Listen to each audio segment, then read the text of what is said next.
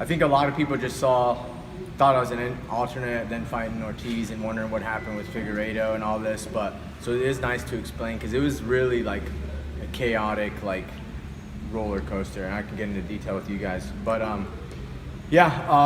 2 days after my fight with Perez, literally 2 days after, they called me and asked me if I want to fight Figueiredo in Anaheim, / kind of be a backup, in case something happens. But if not, have a great fight with the up-and-comer, hopefully like the next title shot.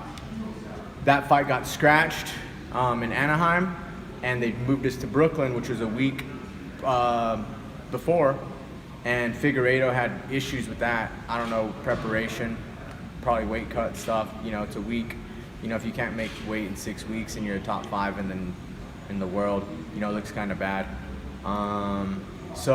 But funny thing about that I can get into detail with you guys is he actually changed his mind 3 times within an hour.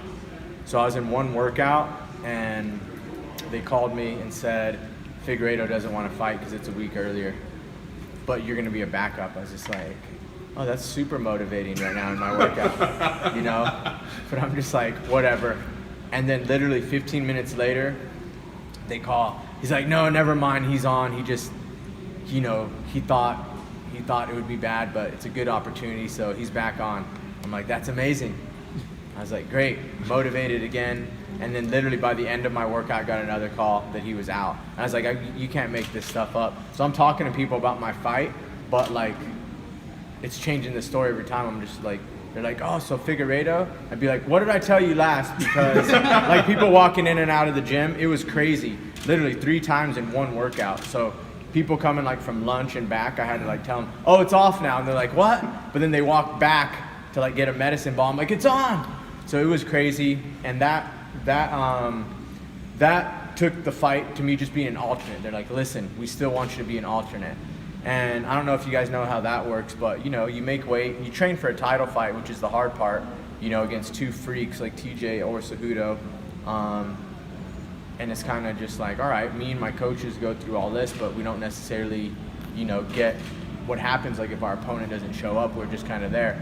But at the same time, I think they know, like a fighter's mindset at that point. It's like, you know what, we're not going to miss out on an opportunity. Like these are offered in really big occasions. So it's like, I'm not going to be sitting on the couch and be like, oh, damn it, that fight fell through. I could have been there. So I'm like, I don't care. I'll just eat shit for this one.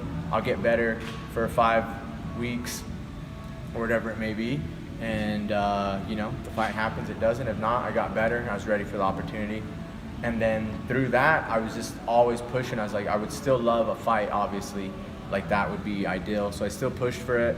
And I was like, look, Wilson Hayes and Pantoja both called me out. There's fights there. Let's like keep this thing going. And they're like, you know what? We'll see what we can do. And then I don't know if they went through those guys. I didn't really get word on them. I mean, I assumed them because they called me out, but I got all the way to Dustin Ortiz, who I already fought, and I love the fight. Fought him 4 years ago. It was one of those fights where I was done. I was like, I could have, improved on some little things there. And now I get the chance to. So it's a good fight. He's improved as well. So that's always fun. I want to ask you about that backup situation. That's kind of a newer thing. I mean, and it seems like kind of a good thing for fighters, but it's a great thing for the UFC, right? Yeah. I mean, it's a great thing for business. But can you talk about, I guess, you kind of mentioned the difficulty of putting yourself in that position, why that's such a hard position for fighters to be in? Because on some hand, I could see fans saying, bro, you get paid to train. Like, how easy is that? Yeah. You don't even have to fight. So help explain why maybe people aren't looking at it the right way. Yeah, like I said, it's a really good opportunity. The preparation is the hardest part no matter what. Like, I would fight every day if I could because I'm doing it anyway, I'm not like waking up early and dieting and like fighting guys for fun. I'm fighting guys to be ready to fight. That's why take the fight back to back if you're healthy, because you're fighting dudes anyway. You're training anyway. So that's the hard part, but it's a lot of like time, coaches' time, just sacrificing every like part of life, especially like the time span. So, and then as far as, what was the other question? Like, just why it's a difficult spot for you to be in, because I guess financially it's tough and. Yeah, it's different. I mean, and most of the guys getting offered this, have pretty high show money, and it's not a fight. And I understand, like, they're not going to pay someone like their show money to do nothing. or not fight and everything. So it's kind of hard, you know. I'd like it to be looked at as like, hey, what would happen if, you know, you were preparing for a title fight and you got there and it fell off? You'd probably get your show money, you know, at least. But being an alternate, you know, you don't really get that option, you know. But at the same time, like you said, you're getting paid to train. You're getting better anyway. At the end of the day, you have an opportunity and you didn't really train for nothing where maybe you would have been. But training, you know, every day for fun and, you know, just open-minded, getting better, and training for a title fight's a little different. There's a lot of people involved, you know, coaches, family, everything. So a lot more goes into it. But like I said, I think the opportunity is the biggest part, and they know that and that they're offering, and it's really hard to turn down either way. How much have you thought about Cejudo and Dillashaw during this camp? I mean, have you been considering, because I got to assume you're still the backup, right? And I mean, both those guys have had, well, one guy's never made the weight, the other guy's missed. So I mean, are you still feeling in your mind like there is a chance I'm fighting for a title in Brooklyn? Yeah. You know what? I always think that on the back of my mind, but at the end of the day, it's kind of just be ready for any situation. So, like even in sparring, I'll just spar with everybody, and just because it's like, you know what, I could be fighting anybody. I kind of like thrive there and like chaos anyway. The good thing about these three guys that I have options of is I fought Ortiz before, I fought Cejudo before, and I've trained with TJ maybe more rounds than I have with anyone like in my lifetime. So it's one of those things where I can actually concentrate on myself. And the actual, like the sessions when I didn't have an opponent were actually really cool, because you probably hear guys all the time, well, I'm not worried about what they're doing, I'm just worried about like me getting better. And like I've said that, and I think people say that, but it's literally impossible to do. Like if you have an opponent in front of you, you have to think about him. But it feels so good. Like you always spar and compete better when you're not worried about something. Like if you're just open-minded, can do anything, you can't mess up because you don't have a plan or a game plan or something. So like the first few sessions I had without an opponent, they were so fun because there was no like, hey, you have to do this. Well, when he does this, do that. It was just like so good. And I was like, oh, this is what people actually talk about if they want to feel, is like just concentrating on themselves and their skill, like becoming the best them. But then, you know, you get a fight and you always have to alter stuff no matter what. I mean, you can think about yourself a little more, but your coaches and everyone is always going to have your opponent in mind. So going through camp, I try not to think too hard about it all. I mean, I think the highest percentage of things happening are going as planned, right? So I look at that. Most of my thoughts go into you know, Cejudo and TJ fighting and me and Ortiz fighting, because I think that's probably the highest percentage. And then, you know, sometimes when I'm sparring or get past a certain point, maybe like 4th or 5th round of sparring, I can start thinking about those guys, you know, when I'm doing the extra work and stuff. But like I said, it's one of those things where, you know, fought Cejudo before, fought TJ, trained with him many times, and I really don't know how that's going to work either, because this is another thing I thought about. We've kind of talked about, and we're kind of going to get it when it gets there, but I'm like the alternate for a title fight, and like there is a chance Cejudo falls out, and then it's like, is me and TJ a title fight? No one's really got to that until it actually happens. So, you know, at the end of the day, I like, you know, give people the benefit of the doubt, and both guys are professional. You know, both are world champions, so I don't think they're going to go out and really mess this up. So, yeah, I just think about fighting Ortiz for the most part. Is there a cutoff time for when you'd be willing to do it? Because we've seen things day of, right? I mean, think about like Walt Harris and Verdum or things. I mean, we've had changes the day of a fight. So, I mean, is there a cutoff date where you'd say, you know, on Friday morning, yes, I'll take a world title fight. On Friday night, I won't. Or Saturday morning, I won't. I mean, could you be driving to the arena and they say, bro, you're not going to believe this, but he just got ruled out. We need you to step into a world title fight? Yeah, in New York, you know, there's nothing, like, you never know. The girl had like chapped lips and they told her the day of. So yeah, I mean, I don't think there's a time limit, because that's what I came in for. So I was assuming if it did happen, it would be a weight thing. So that would be only a day notice anyway. Like, I don't think anyone's gonna fall out a week before or anything. So I was assuming if it was gonna be something, I would know on Friday anyway. So I think that's just the different thing is, you know, obviously people think TJ's never made it, so it'd obviously be him and me and Cejudo going for the flyweight title. But, you know, say Cejudo, for some reason, something weird happens, and, like, is that an interim title fight or a main event? Like, something like that. That's some stuff I don't know yet, so we'd have to see kind of where that goes, and maybe it becomes a whole nother deal, you know, with a fight with a bantamweight champion for this or that, so. Do you know that if there was one of them have to get pulled from the fight for you to be an alternative, did they just have to miss weight? Because if they miss weight by a pound, they might still just have the fight where only one can be the champion. I think, I don't really know. I honestly think, I don't know. I haven't heard. I know some guys said, like, hey, like, I think Cejudo's manager was saying if TJ misses by 0.1, then it's not a title fight, so we're not going to fight him, basically. So I don't know how that would go. I mean, at that point, I mean, we'll see. Maybe they'll talk him into something and keep it in that main event, because I don't really know. Because then at that point, he can't lose his belt, I guess, and he could fight. But then he might as well defend it, which he could lose it there. I think he said specifically that he'd fight you. Yeah, is if what they he said, right? Yeah, they said I thought TJ misses by anything. Cejudo wants you. Because then it's not a title fight, right? Right. It would just be a 5-round main event, maybe. Yeah. So I haven't really, you know, I like heard that. See, I was even wrong on it. I saw just something that said, you know, oh, you know, if he misses, we're fighting him. So yeah, I'll be ready for whatever. That's kind of just what I'm taking into this. Have you seen the TJ social media post that everybody's talking about? No. Everybody's saying that he's looking a little gaunt already and looking a little rough. And oh, I saw him looking super vascular and skinny, like he's like on 35 weight already, basically. Yeah, I mean, when you're going down to another weight class and that's a high percentage of your body fat, that's going to happen. Guys are going to look freaking weird. So it didn't concern you or make you feel confident? Did it inspire you one way or the other to think, yeah, he looks good, or no, he looks terrible? I didn't really pay attention to it. I just kind of like saw him and I like was like, damn, he's really getting there. And you know, the thing with TJ is he's super like, weight cutting is like, performance and fighting, everything is one thing, because you never know how you're going to feel at a weight or whatever. But weight cutting, you can make the weight. Anyone can make a weight. Like, that's all about just like discipline and hard work. You're going to sacrifice some stuff along the way, whether it be strength, actual training, actual this, whatever. But like, I think guys can make weights. It's just what are they sacrificing to get there? Like, you know, if you were a diet professional or a freaking actor or something, like Christian Bell weighed like 119 pounds or something for a role, but he's also not fighting another guy, you know. So making weight is kind of just one thing.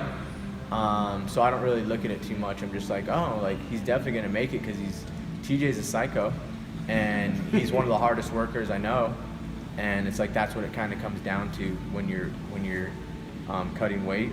So he'll make it. It's just gonna be interesting to see kind of, you know, what did he sacrifice getting there? Because Cejudo is going to feel like he always does, probably better. There's a lot of passion speeches that you had in your last fight about keeping the flyweight division around. Now that you have the new platform with the ESPN Plus card and there's a couple of flyweight bouts on it, do you feel a lot of pressure to try to really perform and make people realize that this division is important and to keep it around? Not pressure, just excitement, because I mean, this is something I've done like my whole career. I was the first ever, you know, flyweight title fight. You know, I'm the longest now like fighter in the division.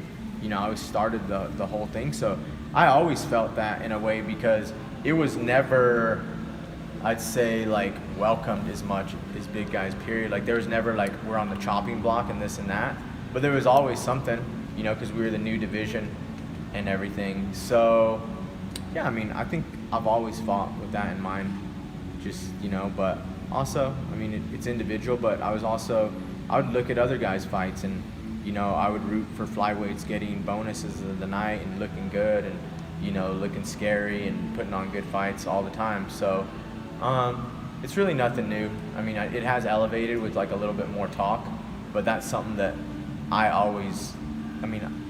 fight my balls off either way.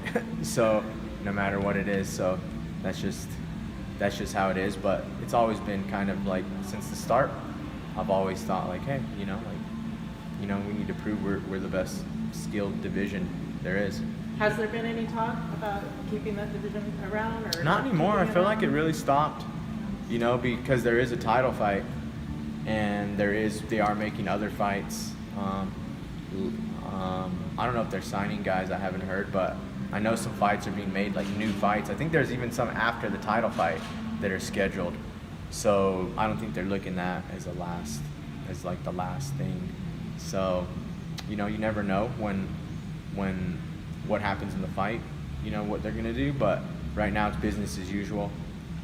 I got a fight on the same card as the title fight, and that's really all there is. I haven't really heard any talk other than that. Just can you talk about Dustin? I mean, you guys fought, like you said, 4 years ago, but I know you're a student of the game. You watch everything. So is there value to that fight that you guys had, or have you seen his game progress in such a way that you feel like you're fighting a new opponent? I mean, how much does that help going in? Yeah, I watched that back. I watch myself a lot in it because he's going to watch that. So we have to watch, like, what is he going to think that I'm going to do? Where is he going to try to improve from last time? But the good thing is, like, I'm a different fighter, and so is he. And I've seen some of his last fights. He's gone through some changes. Technically, like, I think people go through changes professionally, but they really just kind of like elevate their game. Like, you wouldn't know I was training really anywhere else. My fight style stays pretty similar, but I feel he actually like switched up a lot of his game, period. Like, you used to look at Ortiz and think of just like, dude, bulls forward, really awkward, clinches you, and you're in danger. And now he really fights, really different, training mainly at like a kickboxing camp. So he's improved there, but does that mean, by improving there, like we were talking about earlier, did some of his other game get sacrificed? So, you got to look at that. You got to think about how, he lost the last fight and what he's going to try to do this time, and then just be a step ahead, again, of him with experience. Joe, I would think one way to kind of gauge the status of the division. Look here. Hi. Yeah, you got that? It's cool. Was this, did they say something? It says look here It says look on your here. phone. Oh, that's for you. I put that there right before this started. That's for your selfies. I would It's think a what- password and everything. Yeah, maybe Okay. I should cover that up. All right, go ahead. Is there? I would think a good way to gauge the status of the division is just what they're doing with contracts, And so they've let some guys Yeah. go. What about your contract? Like, has there been any talk of? I just signed a new 4-fight deal. Oh, you did. Yeah. So I think that's another good sign. I didn't even know guys were getting cut until I saw them fighting in Risen or whatever. Mm-hmm. And I was like, how'd those guys get cut? Because I feel those things are always announced, so I heard it kind of stop. But, the way that I just gauge it is like, look, there's a flyweight title fight. Like, one of the best pound for pound guys is coming down to our weight to fight. We have a new champion. It's, headlining the first card ever with ESPN.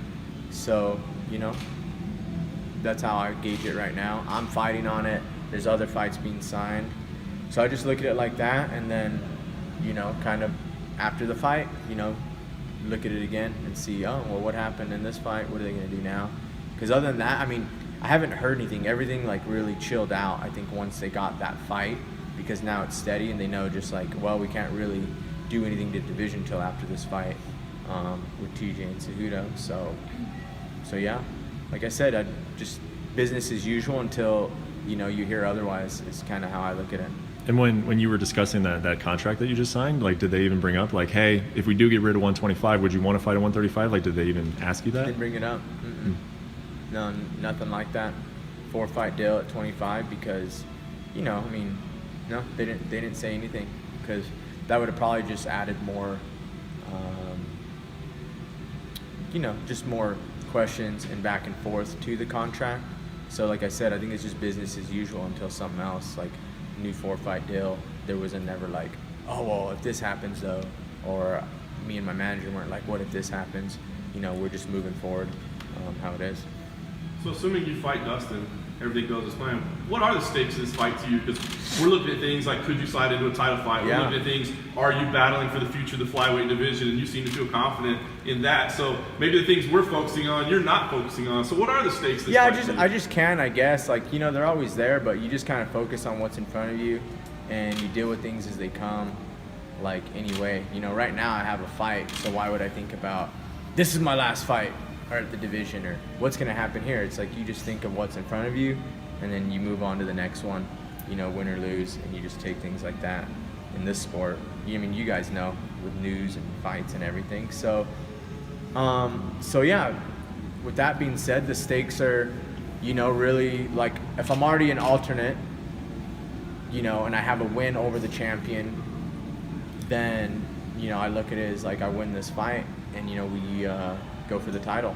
Because I could be going for the title that night, so all I really have to do is win and wait for whoever wins that fight. Who do you think does win that fight? It's hard to say because